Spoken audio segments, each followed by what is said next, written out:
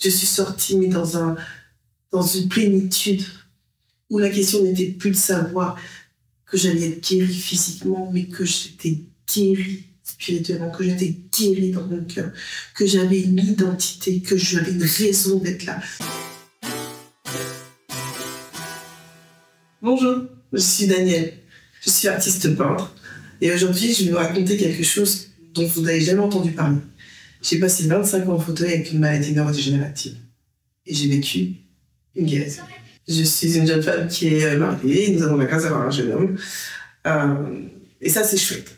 C'est déjà beaucoup dans une vie, souvent c'est ce qu'on se dit. Mais il y a une réalité, c'est que le Seigneur prend soin de nous, en tout temps et en tout axe. Je suis tombée malade, j'avais 20 ans. Donc j'étais déjà en couple, j'avais déjà un enfant. Mais il y a eu ce moment où la vie a eu un autre ton, un autre goût, une autre perspective. Dans tout ça, en fait, j'ai quand même eu la grâce, quand c'est arrivé, de pouvoir vivre avec une famille, puisque je suis née dans une famille chrétienne.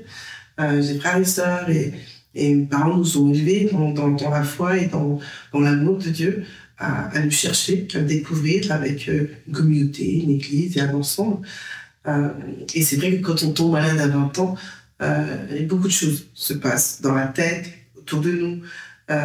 Les gens qui se posent la question, mais comment c'est possible, ça vient brutalement, qu'est-ce qui se passe, qu'est-ce qui fait.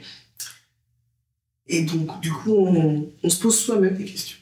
Et donc, j'ai grandi, j'ai évolué avec une maladie neurodégénérative qui m'a abîmée, en tout cas qui a cherché à m'abîmer depuis le sacrum jusqu'en haut des cervicales avec des problèmes sous-jacents, parce que quand son corps il se délite, l'effet aussi interne joue, puisque je suis restée 25 ans au final sur un fauteuil.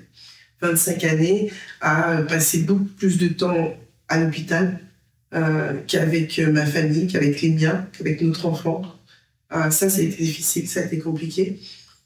Mais le Seigneur a fait grâce parce que dans tout ça, j'avais une certitude.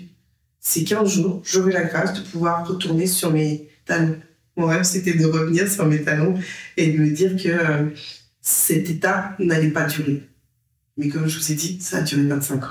25 années les unes après les autres, où les médecins ont des choses à vous apprendre toujours. Mais dans mon corps restait cette réalité. Le Seigneur prend soin de toi. Alors j'ai pleuré, hein.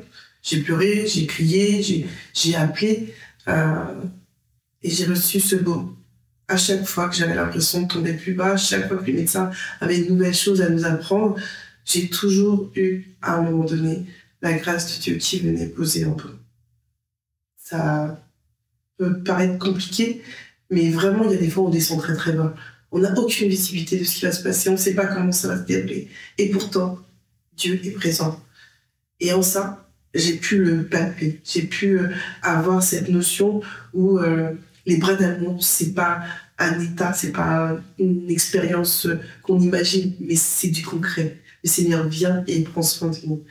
Il y a un moment donné, quand même, j'ai trouvé que c'était compliqué de voir notre enfant grandir, de voir les situations se faire, de voir les amis avancer, d'avoir ces baptêmes, ces mariages, de voir ces appartements où je ne pouvais pas aller parce que il n'y avait pas d'ascenseur et que se faire porter, c'est assez désagréable, je vous avoue. C'est pas tout le temps que du plaisir. Et donc, je me suis arrêtée. Je me suis arrêtée et j'ai demandé au Seigneur, j'ai pris un temps de prière et vraiment, j'étais dans ma chambre, j'ai glissé du fauteuil, mais vraiment, il faut imaginer que quand on est sur le fauteuil et qu'on n'a pas fonction avec ses jambes et difficilement avec ses bras, il y a des moments où on peut se laisser glisser. Et là, c'était vraiment ça. Je sentais dans mon cœur, dans mon âme, je me sentais un peu glissée. Et ce jour-là, j'ai glissé du fauteuil et je me suis mis à tenir au pied de mon lit. Et puis, j'ai prié. Seigneur, je sais que tu m'aimes. Et tu sais que je t'aime. Mais là, c'est trop dur. J'arrive pas à voir. Je sais pas. C'est difficile. Et je ne crois pas que ce soit ce que tu veuilles pour moi. Et si c'est ça, montre-moi, guide-moi. Mais en tout cas, là, je crie à toi. Je veux vraiment avoir ce temps d'intimité avec toi. Tu es mon Père. Ça, c'est une certitude. Alors, Seigneur, viens à moi. Réponds-moi, Seigneur. Fais-moi entendre ta voix. Et vraiment, quand je lui ai demandé ça, encore, ça résonne en moi. Je n'étais pas inquiète. J'étais déterminée et j'étais pas OK. Je venais encore d'entendre les médecins qui me disaient qu'il fallait encore me faire opérer. Ça, par contre, ça me posait un problème.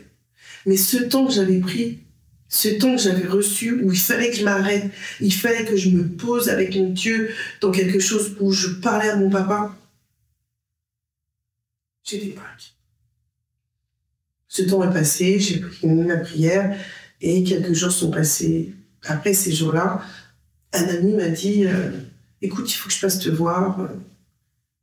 On va prendre un temps de prière. C'est pas que je voulais pas, j'étais fatiguée. J'avais 15 kilos de moins, je mangeais à peine, je dormais quasiment pas. J'étais vraiment fatiguée.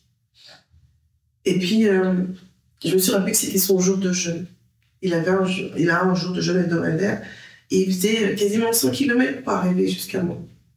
Et je lui ai dit OK, mais oublie pas, je suis vraiment pas bien. Et il m'a dit OK. Il est venu, il a prié.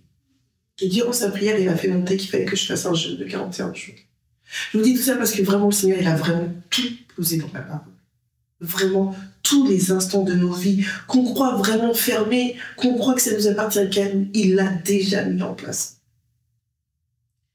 Et en ça, je me suis dit, mais vraiment, là où le Seigneur vient me chercher, j'ai reçu dans mon cœur, dans mon corps, dans mon âme, et dans mon corps qui était meurtri, j'ai reçu que c'était, ça y est, j'avais ma réponse.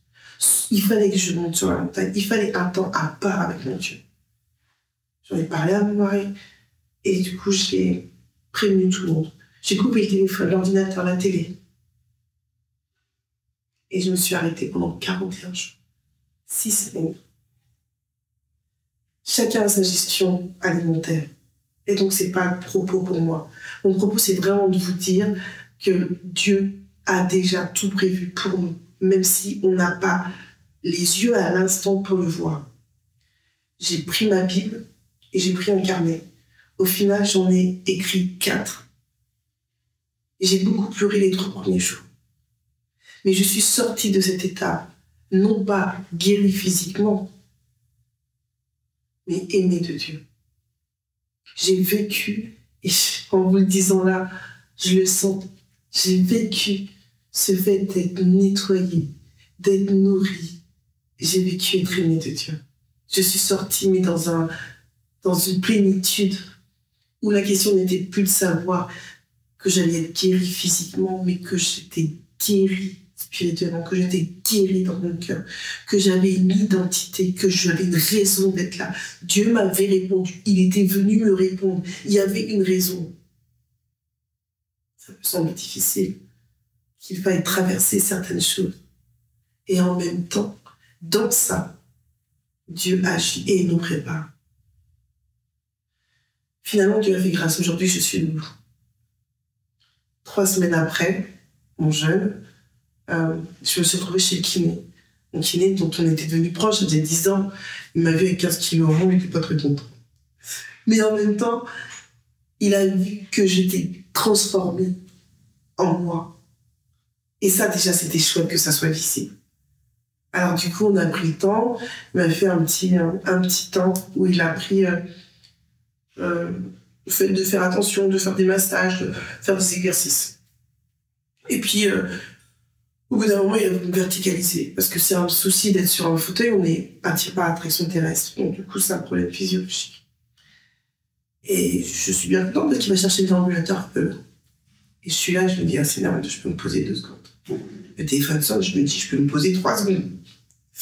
Et puis pendant que je suis sur la table, je sens qu'il se passe quelque chose. Et j'entends, vas-y.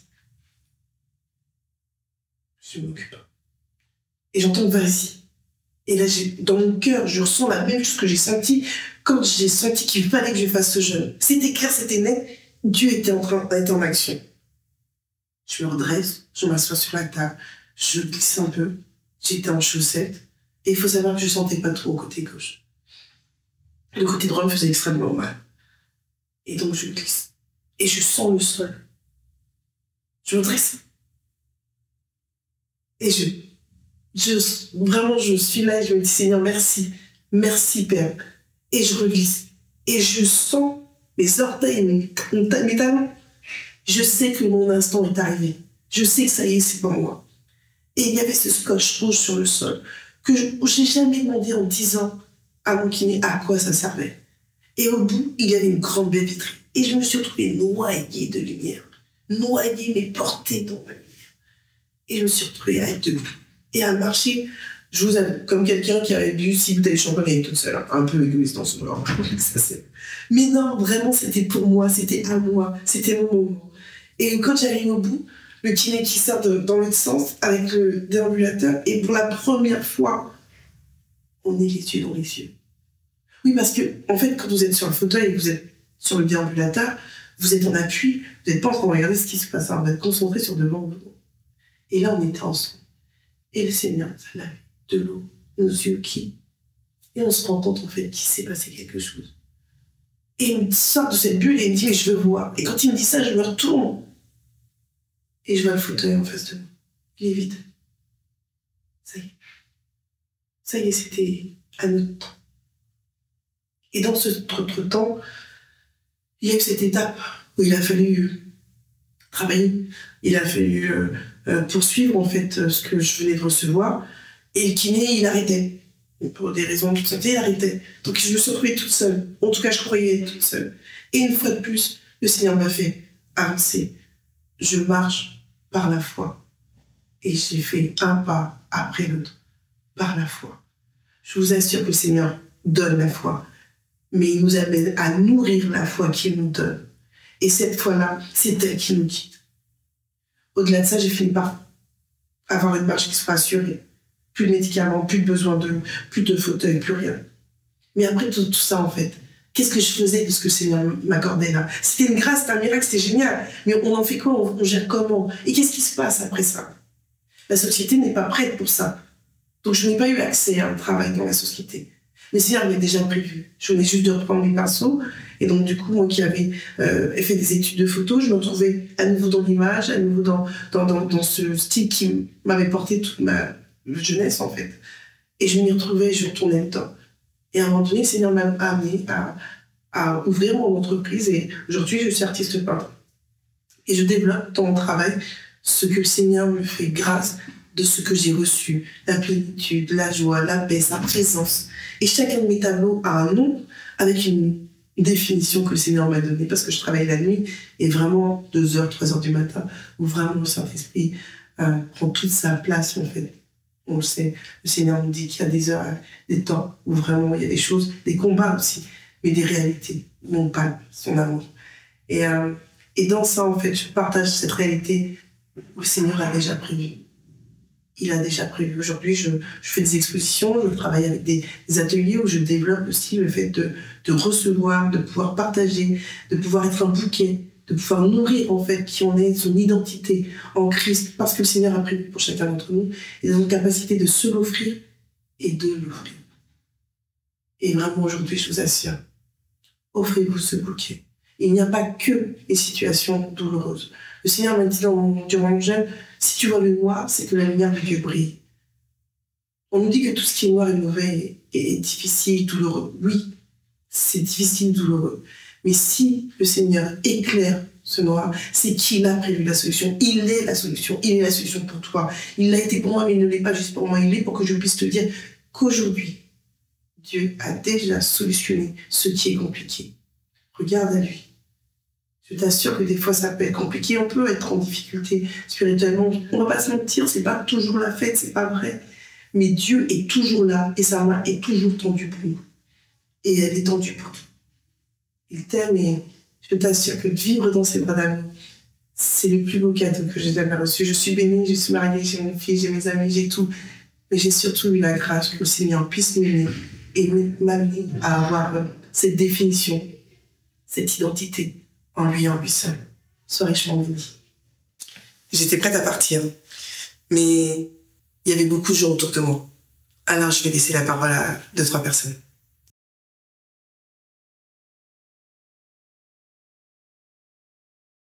Alors, je connais Daniel depuis nos 14 ans. On était au collège ensemble. Donc, je l'ai connu avant, pendant et après sa maladie, après son handicap.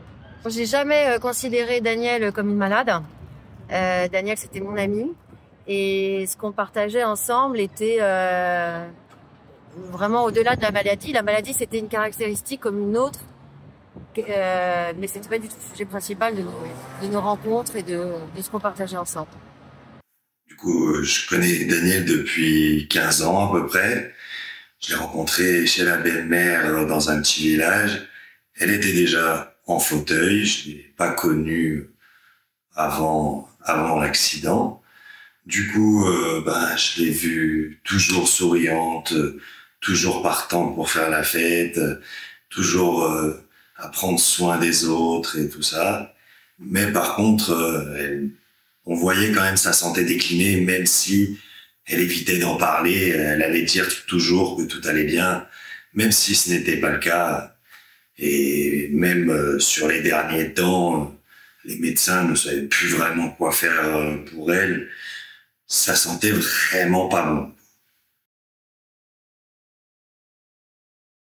Alors moi personnellement, j'y croyais pas. Je suis pas du tout croyant, je ne crois que ce que je vois, donc n'ayant jamais vu de miracle en face de mes yeux, je n'y croyais pas. Je pense que la vie est un miracle. Pour arriver jusque-là, c'est miraculeux. Donc oui, tout est possible et tout peut arriver. J'ai fondu en larmes, je l'ai vu d'abord sur le téléphone, c'est incroyable et je me suis repassée en boucle la vidéo parce que c'est incroyable. Donc ça c'est la première sensation, donc en larmes. Et après je l'ai vu en vrai, donc la même réaction, j'ai pleuré. Et puis je me suis souvenue à quel point elle était grande, parce qu'avant je la regardais en dessous, et puis là voilà, de nouveau je pouvais la voir au-dessus. Du coup, la première fois que je l'ai vue, c'était une photo avec mon fils, debout. Donc, choqué. Je me suis dit, qu'est-ce qui se passe? Directement, je l'ai appelé pour savoir qu'est-ce qui se passait. Et du coup, elle m'a expliqué. Et après, il a fallu que je la voie en direct pour vraiment me dire, mais c'est la réalité, quoi. Elle est debout.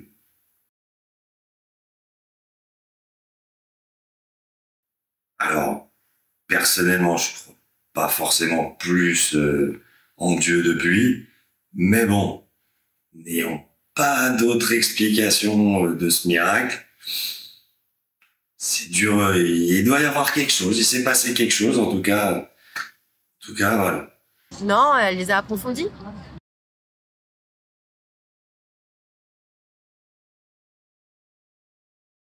J'étais déjà convaincue que ça puisse arriver. Pas que ça arrive à chaque fois et pas que il suffit d'y croire pour y arriver, pas du tout. Mais ça m'a convaincue encore plus et ça m'a donné encore plus cette énergie de croire au changement, de croire au possible et de croire à l'incroyable.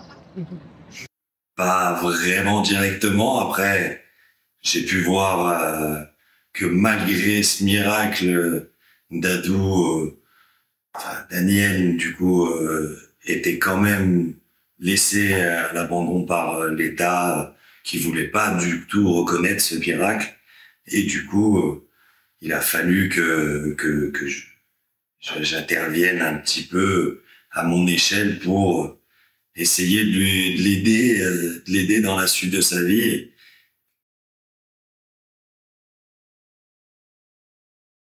Est-ce que tu peux continuer encore de permettre aux personnes de croire qu'il y a autre chose que la fatalité, que le possible peut arriver? Sachant que Daniel est très croyante, pourquoi tu lui as fait vivre ça pendant 25 ans? Et maintenant que tu lui as fait ça, pourquoi son mari? Voulez-vous accepter Jésus-Christ dans votre cœur et faire de lui le Seigneur de votre vie? Alors répétez après moi. Seigneur Jésus, je reconnais que je suis faible et que j'ai besoin de ton pardon. Je crois que tu es mort pour mes péchés et que tu es ressuscité 3 jours après, pour me donner la vie éternelle et un accès à Dieu le Père, afin que je puisse lui parler chaque jour. Comme tu m'as pardonné, je veux moi aussi pardonner à tous ceux qui m'ont fait du tort. je te demande de venir dans mon cœur et d'être mon Seigneur et Sauveur. Aide-moi à vivre pour toi et à suivre ta volonté chaque jour de ma vie. Merci pour ton amour et ton salut. Amen.